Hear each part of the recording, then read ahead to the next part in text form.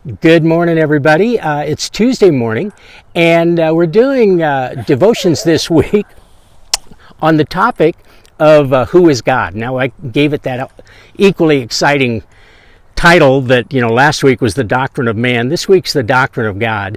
And, one of the things that we talked about yesterday was the fact that God exists.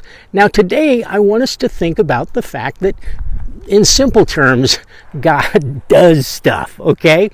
And, someone has said that if God doesn't create, he's hardly worthy of worship. And some people want a God who doesn't really do anything.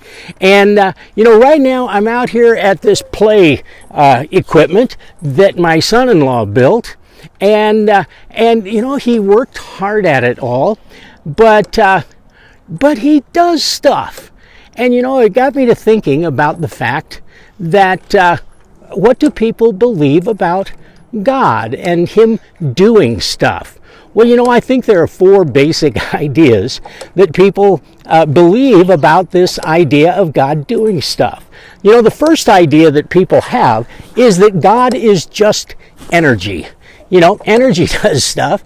And so eventually, we kind of say, well, okay, energy is God. It's sort of like worshiping a lightning bolt or something, but, there was no lightning bolt that built this. And the second thing that people will say, is, okay, God is just energy, but then they say, well, God is nothing. God is it was just chance, and we gave a name to chance, and we called it, fortune, and luck. And we said, well, that's how God created. Now, we would say then that this play area, it was created by nothing, okay? But we would say, well, that's kind of a foolish idea. And I'm hearing whispers over here. And so we look at this and we'd have to say, well, what built this? Or you need to get down? Okay, well, don't you get in front of your sister there, okay? And so we would say, well, this play area was built by nothing. Well, that seems just about as ridiculous as the first thing, doesn't it? So, but there's a third option. One is that the idea, or the third idea of God, is that he did stuff, he created, and then he left his creation. He just built it all and then disappeared. Sort of like an absentee father, who puts everything together and then says, I did my job, I'm out of here. Well, God then is more than just an absentee father who creates and does stuff and then disappears.